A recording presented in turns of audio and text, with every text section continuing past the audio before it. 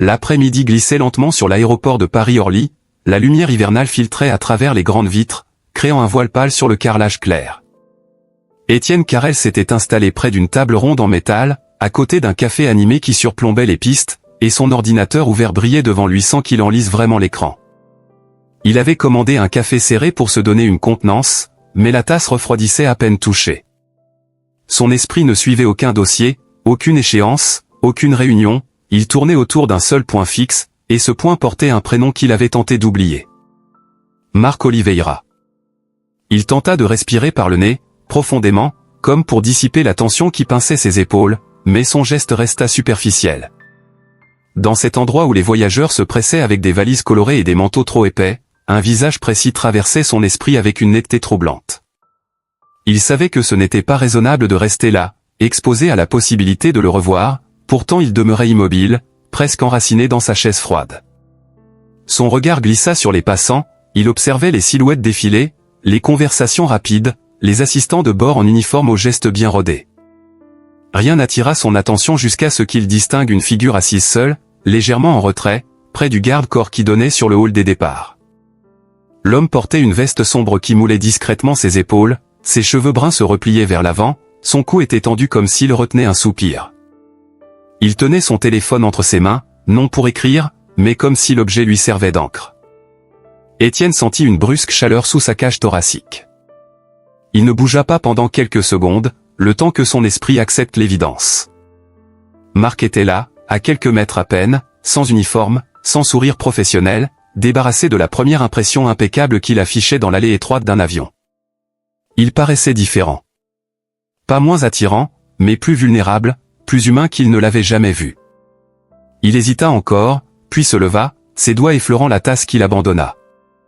Ses pas résonnaient doucement sur le sol, le brouhaha autour de lui devenait un fond indistinct, chaque mouvement le rapprochait de cet homme qu'il avait fui si fermement durant des semaines. Marc ne leva pas la tête immédiatement, absorbé dans une attente qui semblait pesante.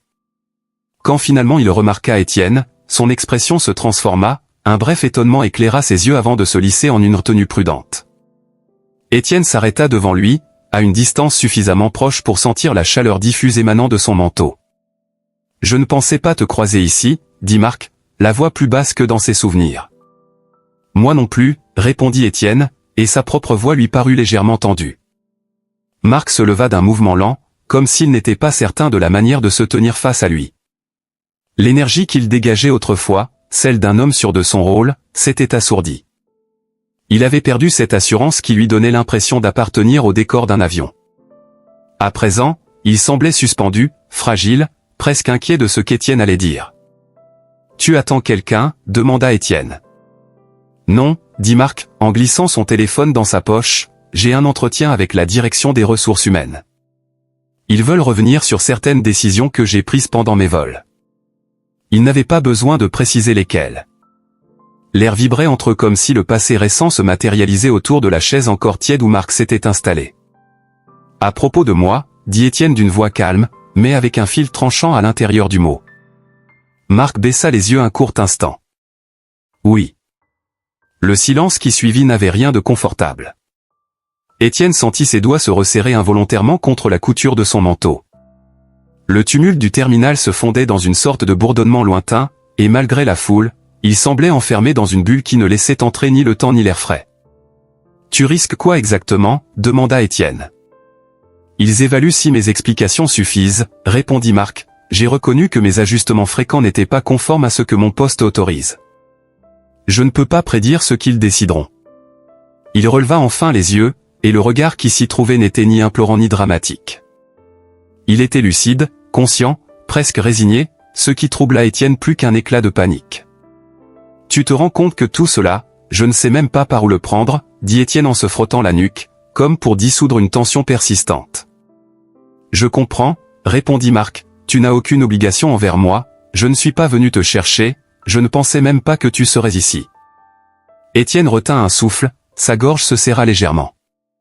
Il voulut formuler une phrase simple, mais chaque mot semblait glisser à côté du précédent. « Tu avais l'air ailleurs » dit-il finalement, presque surpris par sa propre honnêteté.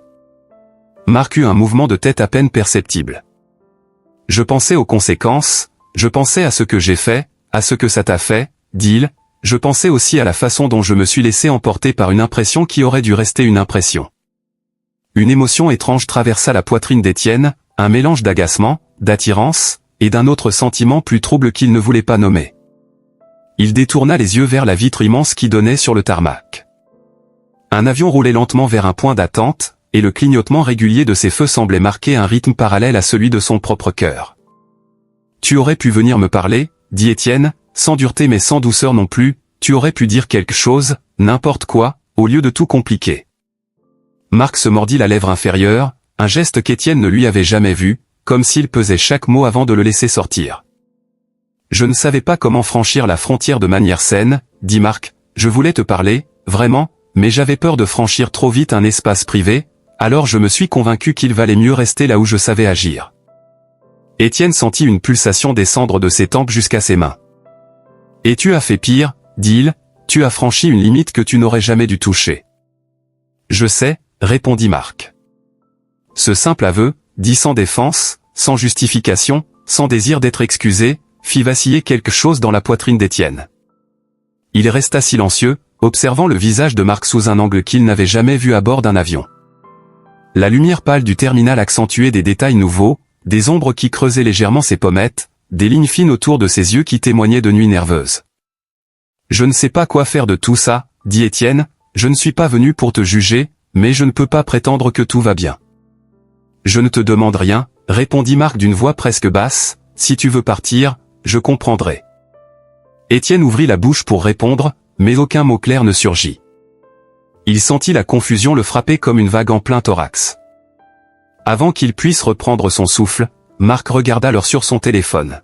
« Je dois y aller, » dit-il doucement, « ils m'attendent. » Un mouvement subtil indiqua qu'il allait se détourner, son épaule se déplaça légèrement, son regard commença à glisser vers l'escalator le plus proche. Étienne ressentit alors une sorte de pincement, une réaction instinctive, une brusque certitude qu'il ne pouvait pas le laisser partir avec ce vide entre eux. « Attends, » dit-il, la voix plus vive que prévu. Marc se figea, il tourna la tête lentement, comme s'il craignait de mal interpréter. Étienne avança d'un pas, sentit la distance minuscule qui les séparait, et sa main se leva presque sans qu'il en prenne conscience.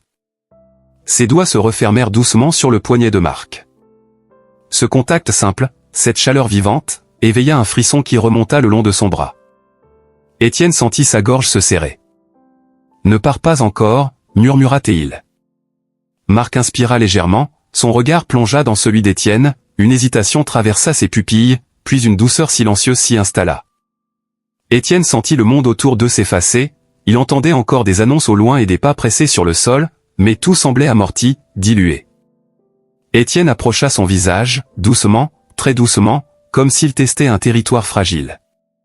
Marc ne bougea pas, il accueillit ce rapprochement avec un calme presque tremblant. Leurs lèvres se touchèrent dans un geste mesuré, sans précipitation, un baiser discret mais chargé d'une intensité contenue depuis trop longtemps. Le souffle de Marc se mêla au sien, léger, étonné, et quelque chose se détendit dans la cage thoracique d'Étienne. Quand ils se séparèrent, Marc resta immobile, les yeux légèrement écarquillés, comme si la réalité avait changé de densité. « Je dois vraiment y aller », dit-il d'une voix qui trahissait un trouble profond. « Va, » dit Étienne, « je serai là après. » Marc acquiesça, un éclat discret traversa son regard, et il se dirigea vers l'escalator. À mi-chemin, il se retourna très légèrement, juste assez pour que leurs yeux se croisent une dernière fois avant qu'ils disparaissent derrière la rambarde. Étienne revint lentement à sa table, il se rassit, ses mains encore un peu tremblantes, son cœur frappant contre sa poitrine comme s'il tentait de rattraper le temps perdu. Une étrange sérénité glissait déjà en lui, fragile mais réelle, comme un signe que quelque chose venait de s'ouvrir, enfin. La tasse de café était froide à présent. Pourtant, Étienne la regarda avec un sourire discret, presque incrédule. Tout cela, pensa-t-il, avait commencé dans un avion, mais ce qui venait de naître ici avait une autre nature, plus claire, plus choisie. Il inspira, chercha un peu d'air, puis attendit, simplement, comme si l'aéroport avait cessé d'être un lieu de transition pour devenir l'endroit exact où son histoire changeait de cap. Le premier souvenir précis qu'Étienne garda de cette série de déplacements étranges naquit un matin de grisaille parisienne. Il sortait d'une réunion à la Défense, son sac sur l'épaule, et son téléphone vibra avec la confirmation de son vol pour Lisbonne. Il marcha vers l'arrêt du tramway en consultant rapidement la place qu'il avait soigneusement réservée. Une place calme, centrée, assez loin de la cohue qui s'agglutinait toujours au fond de l'appareil. Il hocha la tête, satisfait, et rangea son téléphone dans sa poche avant de rejoindre Orly. Pourtant, quelques heures plus tard, lorsqu'il posa son passeport sur la borne automatique, son sourire se figea. Une nouvelle carte d'embarquement sortit dans un souffle mécanique, et le code imprimé dessus lui donna une piqûre immédiate dans la poitrine. Le numéro du siège était totalement différent de celui qu'il avait sélectionné. Il cligna des yeux comme si la machine avait fait une plaisanterie douteuse. Il relut le ticket, puis fit défiler sa réservation originale sur son téléphone. Rien ne correspondait, rien n'avait de sens. Il soupira discrètement. Peut-être que tous les passagers s'étaient précipités au même moment sur le même secteur de la cabine, pensa-t-il, ou peut-être qu'un ajustement de dernière minute avait été nécessaire. Il n'aimait pas trop les imprévus, mais il n'allait pas faire un scandale pour cela. Il descendit le couloir vitré qui menait à la porte d'embarquement, et s'installa parmi les voyageurs. Son collègue Léo, une tornade bavarde à lunettes rondes, lui avait raconté 1000 fois que les compagnies modifiaient parfois les attributions pour équilibrer le poids de l'appareil. Étienne tenta de s'en contenter. Quand il pénétra dans la cabine, une odeur de café encore en préparation lui monta au visage. Les bagages claquaient dans les coffres, les passagers s'excusaient à demi en se frôlant. Il avança lentement, son billet entre les doigts, et repéra bientôt la zone où se trouvait sa nouvelle place. C'est pas ralentir quand il aperçut un agent de bord qui faisait un geste précis pour refermer un compartiment supérieur. L'homme releva la tête, son regard sombre accrocha brièvement le sien, et Étienne sentit un instant de flottement, un battement suspendu dans sa cage thoracique. « Bonjour à vous », dit l'homme d'une voix douce. « Bonjour », répondit Étienne, un peu surpris par l'attention dirigée vers lui. L'agent inclina légèrement le menton, puis reprit ses tâches avec une fluidité presque hypnotique. Étienne se faufila jusqu'à son siège, posa son sac et s'installa. Cette rencontre courte, à peine perceptible, ne l'aurait pas frappé en temps normal, mais quelque chose dans la manière dont le regard du steward s'était posé sur lui resta en mémoire. Une curiosité délicate, un éclat qu'il n'arrivait pas à définir. Le vol se déroula sans incident notable. À un moment, l'avion secoua un peu, un remous bref qui fit vibrer les verres posés sur les plateaux. Étienne sentit une minuscule montée d'adrénaline, il n'avait jamais adoré les mouvements brusques. Quelques instants plus tard, le même agent de bord passa près de lui. Il lui adressa quelques mots pour vérifier s'il avait besoin de quelque chose, puis repartit d'un pas léger. Étienne le suivit des yeux quelques secondes avant de s'obliger à se concentrer sur son ordinateur. 3 semaines plus tard, alors qu'il revenait de nouvelles réunions, il réserva à nouveau un emplacement au centre de l'appareil. Il valida 2 fois son choix, cette fois-ci presque nerveusement. Le lendemain matin, il vérifia sa réservation avant même de s'habiller. Tout semblait en ordre. Il descendit ensuite vers Orly dans un taxi silencieux, le regard rivé sur les tours de verre qui s'éloignaient. Mais quand il scanna son billet au comptoir automatique, son estomac se contracta. Encore une modification. Une seconde fois. L'étrange sensation de déjà-vu s'installa immédiatement. Il resta quelques secondes immobile, sa carte d'embarquement entre les doigts, avant de rejoindre les rangées de passagers qui attendaient l'annonce d'embarquement. Cette répétition lui donna un étrange frisson. Il approcha de l'avion avec un certain malaise, comme si la cabine renfermait un secret qu'il était sur le point de comprendre. Quand il entra, son regard chercha instinctivement l'équipage. Il repéra le même agent de bord que la fois précédente. L'homme se tenait près du rideau séparant les zones de service, sa posture impeccable, sa tenue parfaitement ajustée. Dès qu'il aperçut Étienne, un sourire discret se dessina sur ses lèvres. Un sourire sincère, pas celui formaté pour les passagers stressés. « Rebonjour », dit-il avec une infime nuance d'amusement. « Bonsoir », répondit Étienne, une pointe de confusion dans le ton. Étienne sentit une brève vague de chaleur lui monter au visage. Ce simple échange, totalement banal pour l'extérieur, semblait soutenu par quelque chose d'inexplicable. Il prit place dans sa rangée et tenta de ne plus y penser, mais à chaque passage du steward, il percevait comme un fil invisible qui se tendait entre eux. Léo, qui voyageait avec lui ce jour-là, se pencha vers lui une fois installé. « Tu as vu comment il te regarde » souffla-t-il avec un sourire de commère. « Arrête » murmura Étienne, « c'est toi qui te fais des idées. » Je suis observateur, dit Léo en plissant les yeux, et puis il tourne la tête vers toi toutes les 30 secondes. Ne raconte pas n'importe quoi, continua Étienne, mais un léger trouble se glissa dans sa respiration. Durant le vol, Étienne se rendit compte que ses pensées s'enchevêtraient, formant un nœud qu'il n'arrivait plus à démêler. Un geste attirait son regard, puis un autre.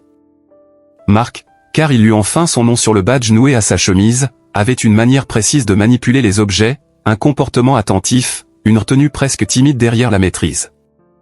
Étienne se demanda si son esprit amplifiait tout cela ou si une véritable intention se cachait dans cette gentillesse discrète.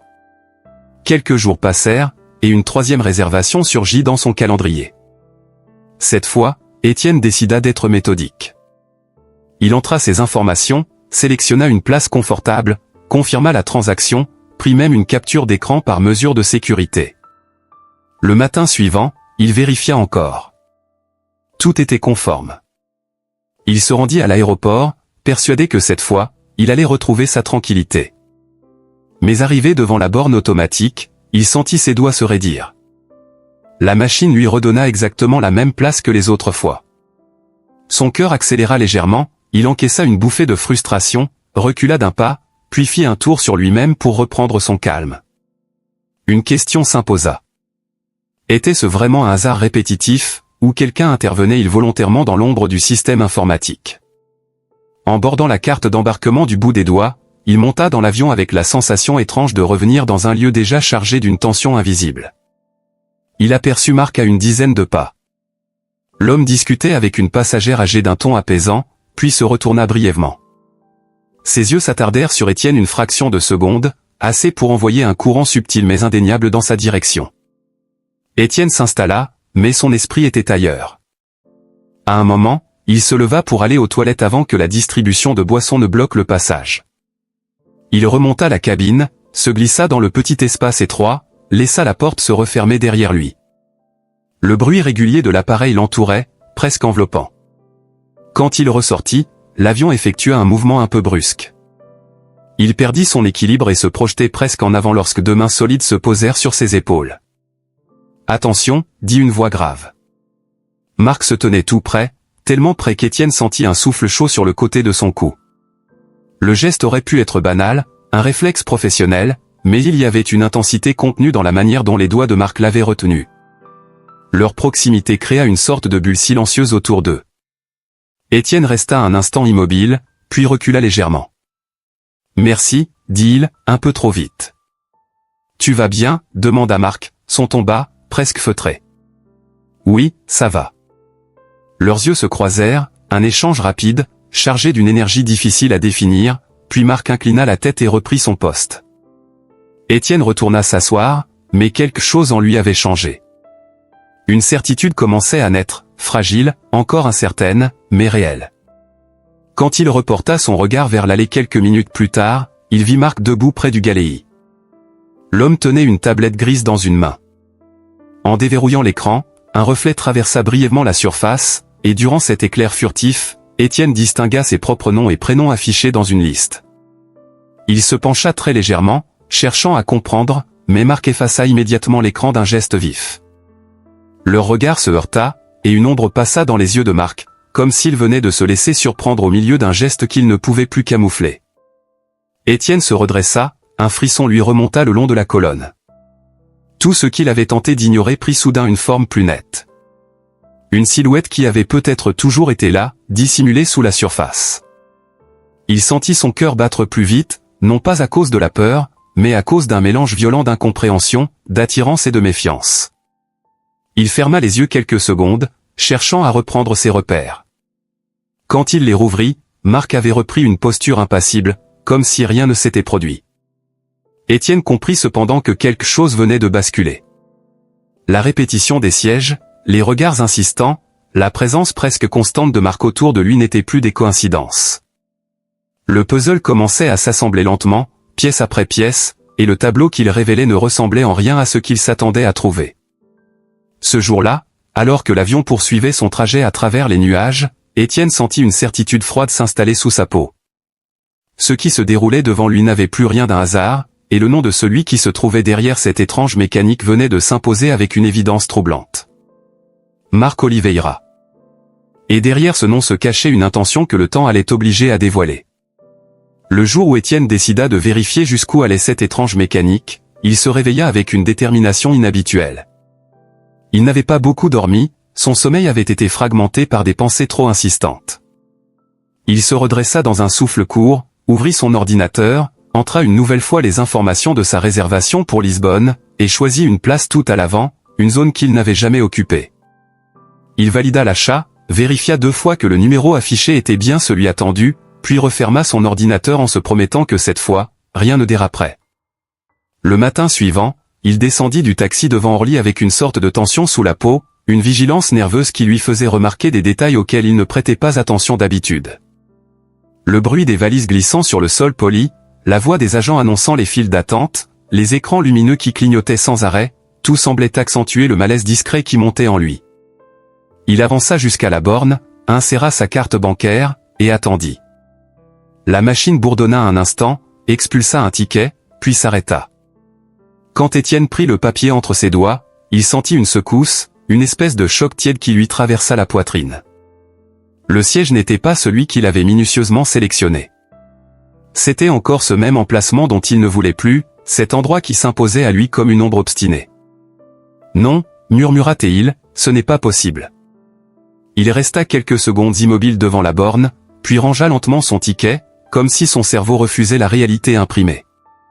Il inspira profondément, cherchant à reprendre le contrôle de ses émotions. Cette situation dépassait la simple contrariété. Quelqu'un agissait derrière le rideau numérique, quelqu'un jouait avec ses déplacements.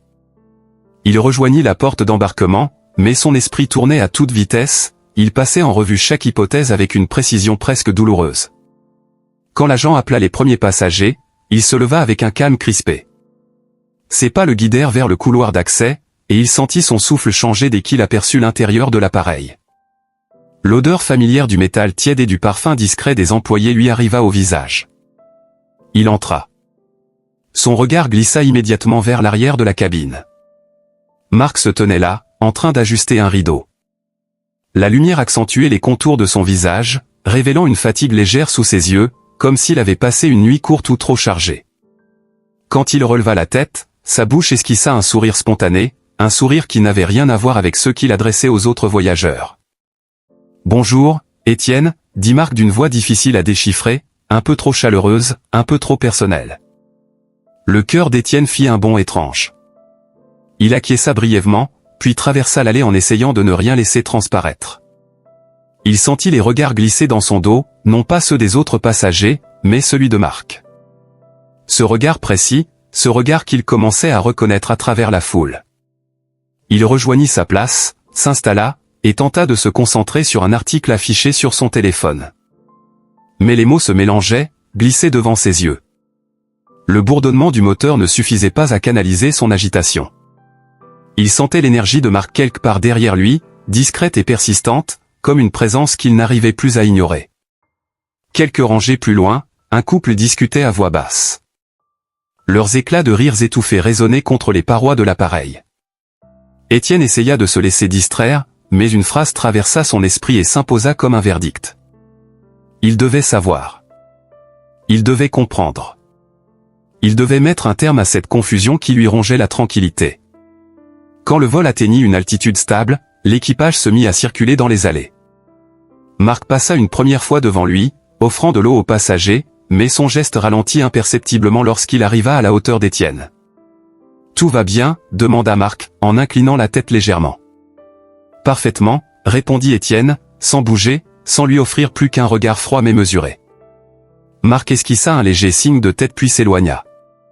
Étienne observa l'ombre de son pas, chaque mouvement précis, chaque détail trop attentif. Puis, à un moment, il sentit un changement subtil dans l'atmosphère. Il releva les yeux vers l'allée et aperçut une femme âgée 2 rangs devant lui. Elle observait silencieusement Marc, puis se retourna vers Étienne avec un sourire malicieux. « Il vous surveille, dit-elle, il vous surveille tout le temps. »« Je ne pense pas, » répondit Étienne avec un rire nerveux. « Si, j'ai l'œil, mon garçon, vous devriez vous en rendre compte. » Ses yeux brillaient d'une curiosité amusée, comme si elle avait détecté une histoire croustillante à raconter à son entourage. Étienne, lui, ne trouvait rien de drôle dans cette remarque.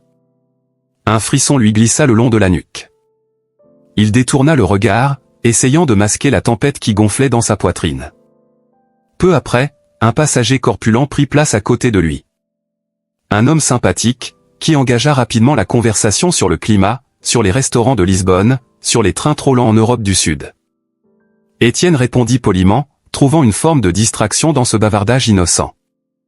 Mais quand Marc repassa dans l'allée et aperçut Étienne en train de sourire, quelque chose changea dans l'expression du steward. Un effacement bref, un voile de tension recouvrant la douceur habituelle de ses traits. Un bouclier invisible s'érigea. « De l'eau » demanda Marc au voisin d'Étienne, le ton neutre mais chargé d'une pointe imperceptible. Le passager accepta, puis remercia avec enthousiasme. Marc hocha la tête, mais son regard resta accroché à Étienne une microseconde de trop. Une lueur étrange y brillait, un mélange de contrariété et d'inquiétude. Étienne sentit la pression de cette attention, subtile mais pesante, et détourna les yeux vers le hublot. Quand l'avion entama la descente, il sentit monter en lui la certitude qu'il devait agir. Il ne pouvait pas quitter cet appareil sans confronter celui qui avait bouleversé chacun de ses déplacements. Il laissa les autres voyageurs se lever, attraper leurs affaires, se presser vers la sortie. Lui resta assis jusqu'à ce que les dernières personnes quittent l'allée centrale. Il inspira, se leva, et marcha vers l'arrière de la cabine. La lumière du Galeï donnait à l'espace un éclat argenté. Les parois métalliques renvoyaient des reflets froids, et Marc se tenait face à une étagère, en train de ranger des sachets de thé. Quand il entendit les pas d'Étienne, il sursauta très légèrement, puis se retourna. « Tu restes à bord ?» demanda Théil d'une voix maîtrisée. « Il faut que je te parle » répondit Étienne, la mâchoire tendue. Marc analysa son expression, puis ferma doucement le placard. « D'accord, dit-il. » Étienne sentit sa respiration s'accélérer. Il fit un pas de plus dans cet espace réduit, ressentant une sorte de vertige intérieur. « C'est toi, dit-il, c'était toi chaque fois. C'est toi qui changeais ma place. » Marc ne nia pas. Son silence prit la forme la plus éloquente qui soit. Il ne détourna pas le regard, il ne chercha pas d'excuse immédiate. Ses yeux se voilèrent un instant, comme s'il acceptait enfin que le masque qu'il portait se déchire. « Oui, » répondit-il, dans un souffle presque inaudible. Étienne sentit une colère froide monter en lui, une colère contenue, polie, mais profondément réelle. « Pourquoi ?» demanda Théil, « pourquoi faire ça, pourquoi jouer avec mes déplacements, pourquoi décider à ma place ?» Marc respira un peu plus fort, comme si chaque mot qu'il allait prononcer lui coûtait. « La première fois que je t'ai vu, dit-il, tu avais cette manière de me parler qui m'a surpris, je ne suis pas souvent traité avec autant d'attention, puis je t'ai revu, et je crois que j'ai laissé mes sentiments aller trop loin, j'ai voulu te garder à proximité, c'était égoïste, je le reconnais. » Étienne ferma un instant les yeux. « Tu comprends ce que cela signifie ?» demanda Théil, « tu comprends que tu as franchi une limite. »« Je sais, » répondit Marc, « je sais que je me suis trompé, je ne suis pas fier de ce que j'ai fait, je ne cherche pas à me faire pardonner, seulement à être honnête. » Étienne sentit quelque chose se fissurer en lui, pas une fissure nette, plutôt un effritement subtil. Un mélange de déception, de trouble, de colère et d'une émotion qu'il refusait d'identifier. « Je ne sais pas quoi penser, » dit-il, et sa voix trembla à peine perceptiblement, « ce que tu as fait, ce n'est pas anodin, c'est intrusif, c'est beaucoup trop. » « Je ne t'attends pas, » dit Marc, « je n'attends rien, tu peux me tourner le dos si tu veux, je comprends. » Étienne resta silencieux. Le moteur extérieur s'était éteint, l'avion vibrait doucement, comme un organisme géant qui respirait encore. Le Galeï semblait étrangement calme, presque intime. « Tu aurais dû parler, » répéta Étienne, « tu aurais dû me laisser le choix. » Marc hocha la tête, son visage marqué par une sincérité lourde. « Je sais, » dit-il, « et je ne me le pardonne pas. » Étienne recula d'un pas. Son cœur battait trop vite, trop fort. Il sentit le besoin urgent de sortir de cet espace saturé d'émotions contradictoires. « Je ne peux pas continuer cette conversation, » dit-il. « Je comprends, » répondit Marc d'une voix brisée par la retenue, « je ne te chercherai plus, sauf si tu décides toi-même de me parler. » La phrase résonna longtemps en Étienne, encore plus quand il quitta l'appareil et marcha dans le tunnel de débarquement. Il ne savait pas encore que cette confrontation, aussi brutale qu'elle fut, ne serait que le premier éclat d'une vérité plus vaste, une vérité qui allait les forcer à revoir la frontière entre attirance et erreur, entre sentiment et responsabilité, entre désir et respect. Une frontière qu'il n'était plus certain de savoir définir lui-même. Étienne resta longtemps devant la baie vitrée du café d'Orly, ses doigts enroulés autour de la tasse encore tiède, l'odeur du café qui s'échappait lentement vers le plafond bas. Dehors, la piste brillait sous une lumière mouvante, presque liquide, et les avions glissaient comme des ombres massives prêtes à s'arracher au sol. Il fixait ce mouvement avec une attention forcée, comme si un spectacle extérieur pouvait calmer la tempête interne qu'il avait laissé éclater quelques semaines plus tôt. Malgré les promesses qu'il s'était faites, il n'avait pas cessé de repenser à la conversation dans le Galéi, à cette vérité qu'il avait arrachée presque brutalement. Une vérité malhabile, fragile, qui continuait de vibrer dans sa mémoire comme un fil qu'on pince et qui refuse de s'éteindre. Il avait tenté de s'éloigner, il avait changé d'habitude, il avait même banni toute trace de ce visage trop familier. Mais rien n'avait vraiment effacé le sentiment étrange qui s'était infiltré dans les interstices de son quotidien, un mélange de colère tenue et de douceur mal placée. Il porta la tasse à ses lèvres, puis la reposa, incapable de boire davantage. C'est alors qu'il entendit un froissement léger derrière lui. Il pivota légèrement et son souffle se suspendit dans sa poitrine. Marc était là, assis à une table isolée, un peu en retrait, comme un homme cherchant une respiration avant de plonger sous l'eau. Il n'avait pas remarqué qu'Étienne se trouvait dans le même espace, son attention fixée sur l'écran de son téléphone. La veste sombre qu'il portait était ouverte, laissant apparaître un pull simple, et ses mains, croisées devant lui, trahissaient une tension qu'Étienne n'avait jamais vue aussi nettement. Le calme artificiel qui l'entourait n'était qu'une façade, une mince pellicule sur un tumulte intérieur. Étienne sentit une vague de chaleur le traverser, non pas une chaleur joyeuse, mais une impulsion qui le poussa à se lever malgré lui. Ses pas le conduisirent vers Marc avant même qu'il ne prenne une décision claire. Quand il arriva près de la table, Marc releva brusquement la tête, ses yeux sombres se dilatèrent, une surprise sincère éclata sur son visage. « Étienne » dit-il, comme si le prénom avait glissé hors de lui sans qu'il puisse le retenir. « Bonjour » répondit Étienne, un peu trop doucement. Marc se leva instinctivement, comme quelqu'un qui hésite entre prendre la fuite ou rester à découvert. Il passa une main rapide sur sa nuque, un geste nerveux qu'Étienne n'avait jamais observé auparavant.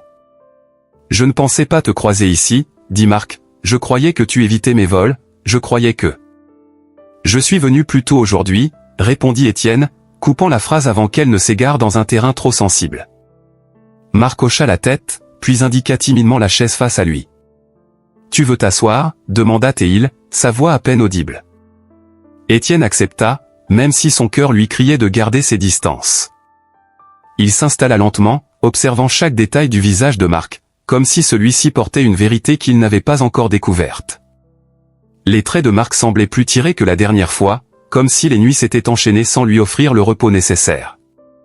Étienne remarqua même une ombre sombre sous les yeux du steward, un signe clair de fatigue émotionnelle. « Tu attends quelqu'un » demanda Étienne. « Non » répondit Marc, « j'ai un rendez-vous avec la direction des ressources humaines, ils veulent comprendre ce qui s'est passé, ils veulent savoir pourquoi j'ai modifié des sièges sans raison administrative, ils veulent des réponses. » Il parlait calmement, mais ses doigts tremblaient presque imperceptiblement contre la tasse vide devant lui. Étienne sentit ce frémissement comme une onde silencieuse qui se propagea jusqu'à lui. « Tu risques quoi exactement » demanda Étienne, la voix plus dure qu'il ne l'aurait voulu. Marc baissa légèrement le regard, puis releva la tête avec une lucidité désarmante. « Je pourrais perdre mes droits de service, dit-il, je pourrais aussi être suspendu quelques semaines, peut-être davantage, je ne sais pas encore, cela dépendra de l'entretien, ils ont déjà les données, ils ont vu les modifications, ils ont remarqué la répétition. » Étienne sentit son ventre se contracter. Il aurait voulu éprouver un soulagement mesquin ou un sentiment de justice, mais ce fut tout autre chose qui monta en lui, un mélange d'inquiétude et d'un attachement irrationnel qu'il n'osa pas nommer. « Pourquoi tu ne m'as pas laissé faire ma vie tranquillement » demanda Théil, presque dans un souffle, « pourquoi t'es-tu entêté à te mettre dans une situation pareille ?» Marc inspira lentement. « Parce que je pensais qu'en restant à proximité, je me sentirais moins lâche, moins timoré, dit-il, j'avais toujours cette impression que... Je pouvais comprendre ce que tu ressentais, que je devais au moins être là, près de toi, même si je ne savais pas comment te parler. » Étienne sentit une tension remonter dans sa gorge. « Tu aurais pu dire quelque chose, dit-il d'une voix plus basse, tu aurais pu me parler au lieu de manipuler ce qui ne t'appartenait pas.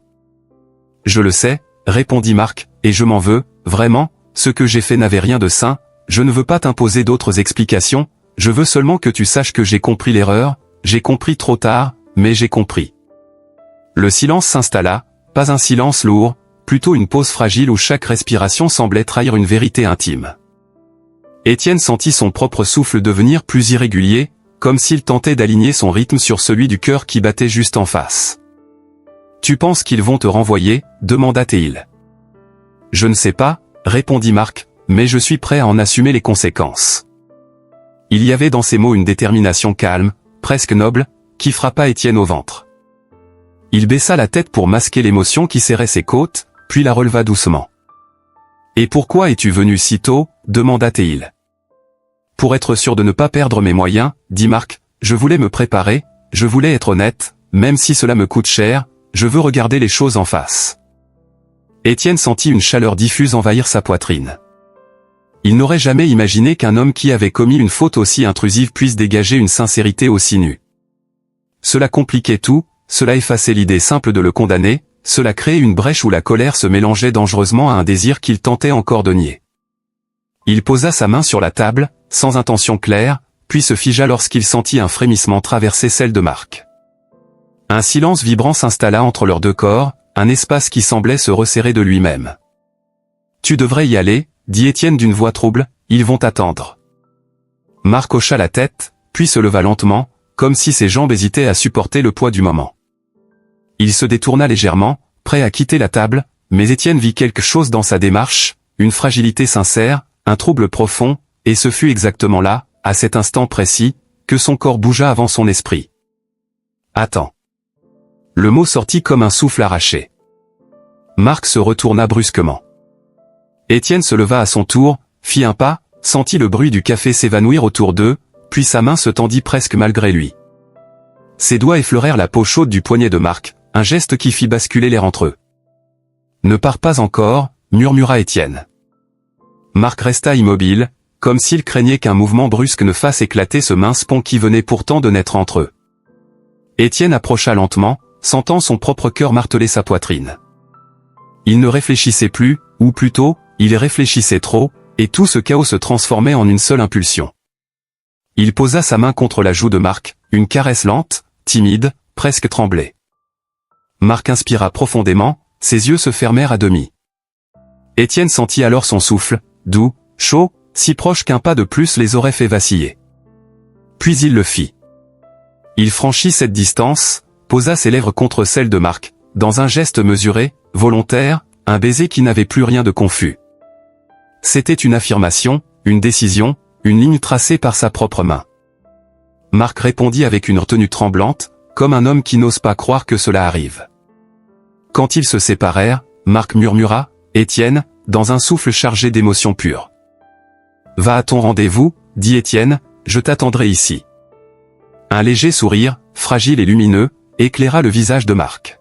« Merci », dit-il simplement. Puis il partit vers l'escalier mécanique. Étienne suivit sa silhouette des yeux, chaque pas du steward étant un mélange étrange de peur, de soulagement et de quelque chose qui ressemblait presque à de la gratitude. Quand Marc disparut, Étienne retourna s'asseoir, son cœur battait encore trop vite, mais pour la première fois depuis longtemps, il ne se sentait plus perdu. Il sentit une sensation nouvelle, une sorte de calme vibrant, un début possible, un commencement encore fragile, mais réel. Il passa une main sur sa bouche, encore marquée par la chaleur du baiser, puis inspira longuement. Pour la première fois, il avait l'impression que quelque chose se remettait en place, pièce par pièce, avec lenteur mais avec vérité.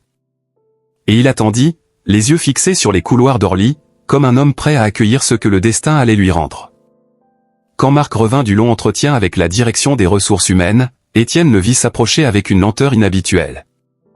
Le café autour d'eux continuait de bruire, les conversations montaient et descendaient sans jamais se fixer, mais pour Étienne, le monde sembla se réduire à cette silhouette qui avançait pas à pas. Marc avait le visage assombri par la fatigue, mais ses yeux brillaient d'une lumière nouvelle, une sorte de soulagement fragile, presque timide. Quand il arriva près de la table, il posa un instant ses mains à plat sur le bois, comme pour reprendre son souffle. « Alors » demanda Étienne, le cœur serré malgré lui.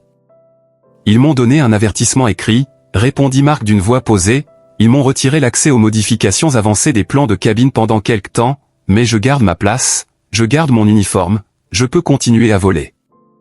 Le soulagement qui envahit Étienne le surprit lui-même. Il avait cru qu'il accueillerait cette nouvelle avec indifférence, peut-être même avec détachement, mais ce fut une vague beaucoup plus puissante qui le submergea. Il inspira longuement, puis hocha la tête. « Je suis content pour toi, dit-il. » Marc sourit doucement, un sourire différent de ceux qu'il arborait en service, un sourire sans façade, sans politesse calculée. « Je ne m'attendais à rien, ajouta Marc, je pensais vraiment que ce serait la fin. »« Tu as dit la vérité, répondit Étienne, et parfois cela suffit, parfois la sincérité permet de sauver quelque chose. » Marc baissa légèrement les yeux, comme s'il pesait chaque mot qui suivrait. « Je ne te remercierai jamais assez pour avoir attendu ici, dit-il, j'ai cru que tu disparaîtrais avant que je ne revienne. »« Je n'avais aucune raison de partir, répliqua Étienne. » Marc le regarda comme si cette phrase avait un goût plus doux que tout ce qu'il avait espéré. Ils restèrent un moment silencieux, une atmosphère calme enveloppait leurs deux corps, une sorte de trêve où plus rien ne semblait peser. Puis Marc se redressa, et son sourire s'élargit légèrement. « Tu veux marcher un peu ?» demanda-t-il, « je crois que j'ai besoin d'air. »« Oui, » dit Étienne, « volontiers. » Ils sortirent du café et arpentèrent ensemble le couloir lumineux qui menait vers les grandes fenêtres donnant sur le tarmac. À chaque pas, le sol vibrait légèrement sous le passage des bagages roulants, des passagers pressés, des enfants qui couraient dans tous les sens. Marc glissa ses mains dans les poches de sa veste, un geste simple qui adoucissait son allure. Étienne sentait une chaleur tranquille s'installer entre eux, une chaleur inhabituelle, mais pas envahissante. « On pourrait peut-être se revoir en dehors des vols, » dit Marc, avec une hésitation à peine perceptible, comme si la proposition lui brûlait presque les lèvres. Étienne tourna la tête vers lui, observant la tension qui traversait son regard. « Ce serait une bonne idée, » dit-il calmement, mais avec des règles claires, sans pression, sans gestes unilatéraux. « Bien sûr, » répondit Marc aussitôt, le ton ferme, presque solennel, « je respecterai ce que tu décideras, tu as ma parole. » Ils marchèrent un moment encore avant de revenir au centre du terminal. Marc devait rejoindre la zone réservée à l'équipage pour se préparer à son prochain vol. Étienne demeura près de lui jusqu'au point où leurs chemins se séparaient, puis Marc se tourna vers lui, s'approcha légèrement, ses yeux sombres fixés dans ceux d'Étienne. « Je peux ?» demanda-t-il sans toucher, sans insister, seulement une question suspendue. Étienne sentit un frisson doux glisser sous sa peau, un frisson de confiance naissante, et il hocha la tête très légèrement. Marc posa alors deux doigts sur l'avant-bras d'Étienne, un contact bref, mesuré, mais chargé d'un respect nouveau. « Merci d'être resté, » murmura-t-il. Puis il s'éloigna sans se retourner, son pas plus léger qu'avant, comme si la crainte qui l'avait accompagné jusqu'à ce moment s'était dissipée. Les mois qui suivirent dessinèrent un rythme inattendu. Étienne reprit ses habitudes, mais sans la tension sourde qui l'accompagnait autrefois.